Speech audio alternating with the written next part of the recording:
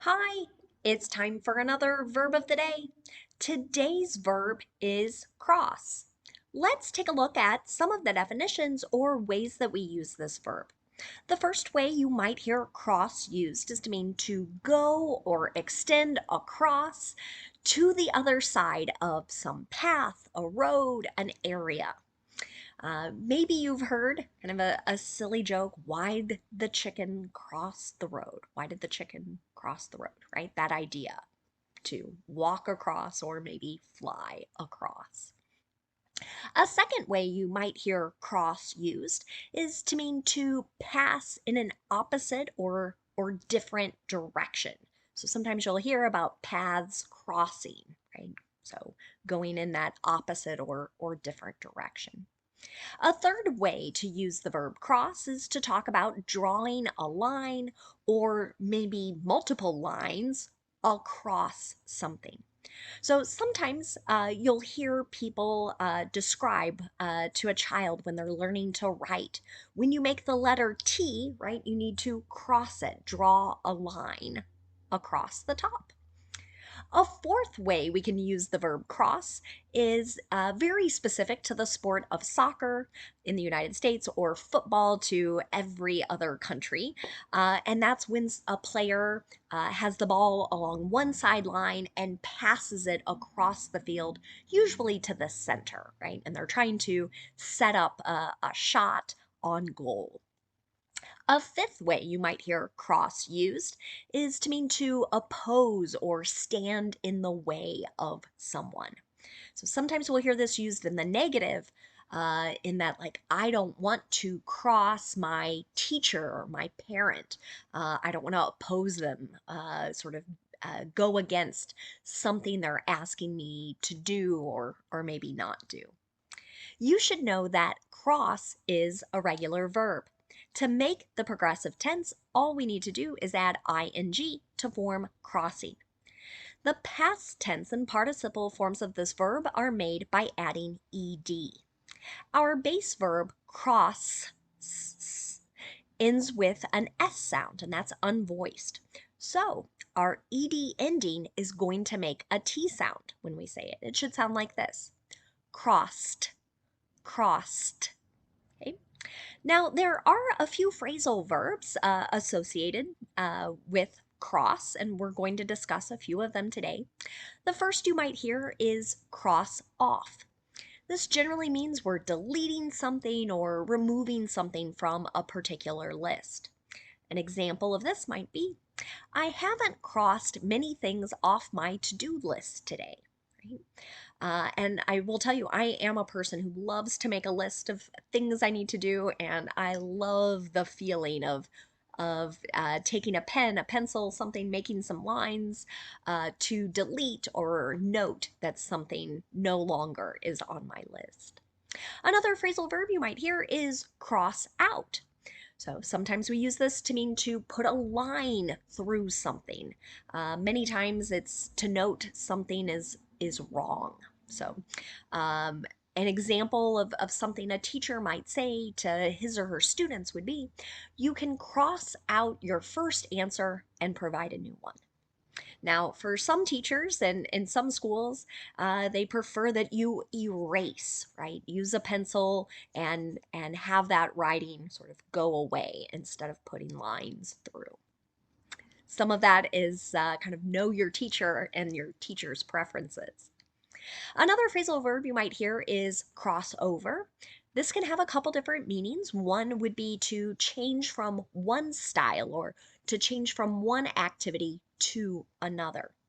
An example of this could be, the singer is crossing over from country to pop music. Okay, so in this example sentence, we have somebody who's been performing, singing country music that in that style, right? And that person has decided they're going to sing a different style of music.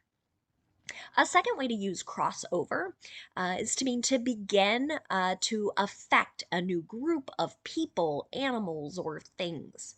So, an example of this: has the virus crossed over to humans?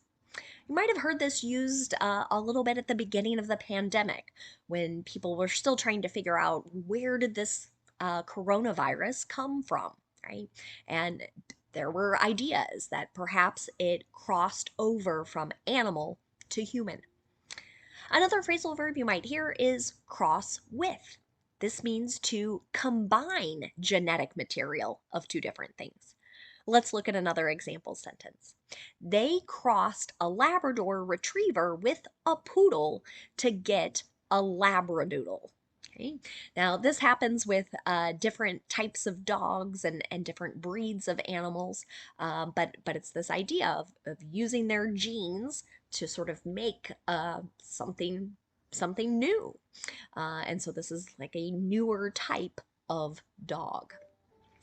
Now, let's spend a little time using our verb of the day in a couple different verb tenses. Today, we're going to practice the simple past tense and the simple future using will. Let's start with the simple past tense. We use this verb tense to talk about actions that were completed at some known point in the past.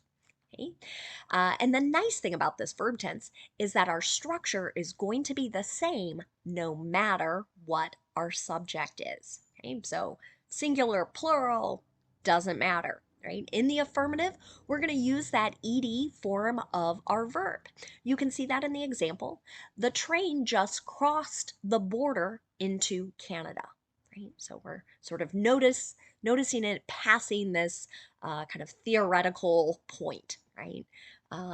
This idea of the border. In the negative simple past tense, our structure is again to start with our subject, then use did, not, and then the base verb. So you might hear a contraction form for did not, didn't, but you can use whatever is more comfortable for you when you're speaking. So an example here. The judge concluded the disgruntled client didn't cross the line. Okay. So this phrase, cross the line, is used a lot.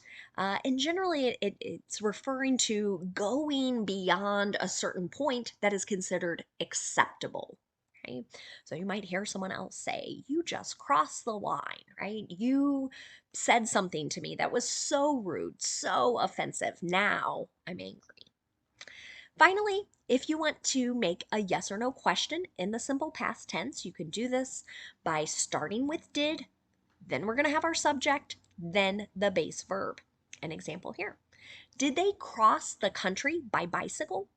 Right? So traveling across this area. Now let's talk about the simple future. Today, we're going to focus on using will, and that's really common with promises and predictions. And again, with this form of our simple future, our structure is going to be the same no matter what our subject is.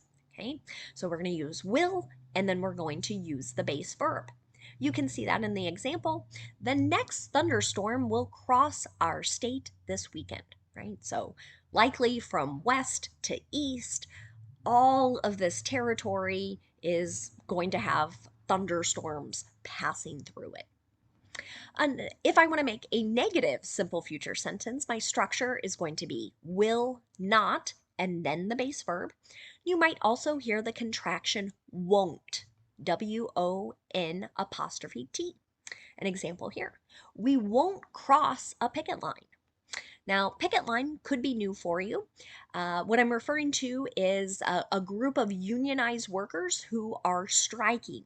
They have stopped working as a group because they're unhappy with something in regards to their contract with their employer. So many times they're asking for higher wages, better benefits, right? So, and many times these groups of workers will stand outside the physical location of the business. That's what we're calling a picket line. And for others, they very much support unions and the work that they do. So they have the kind of like a personal policy of, I'm not going to go to that business if there are people out picketing. So that's that idea of crossing a picket line. Finally, let's look at making a yes or no question in the simple future. To do this, we're going to start with will, then we'll have our subject, then the base verb. Here's another example.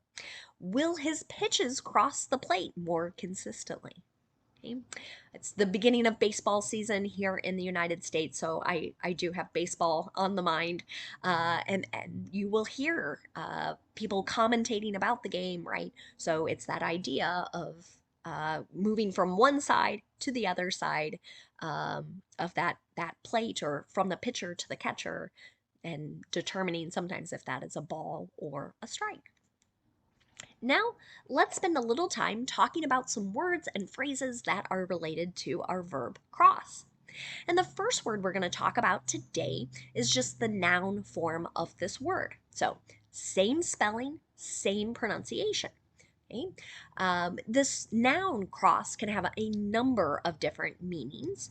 So, one would be any sort of mark or object or figure that is formed by two short intersecting lines or pieces. Okay, so sometimes as people refer to uh, a cross, right, we might be kind of, you might think of the letter X or the letter T, right, that shape. So an example of this in a sentence, someone carved crosses into the tree, right? So those shapes, those marks, or figures in this case.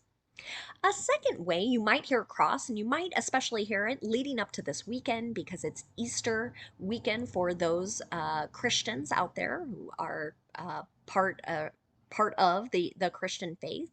They're going to talk about the cross as a place where Jesus was crucified. So you might see symbols like the picture I've just put in the bottom right-hand corner of the screen. Okay.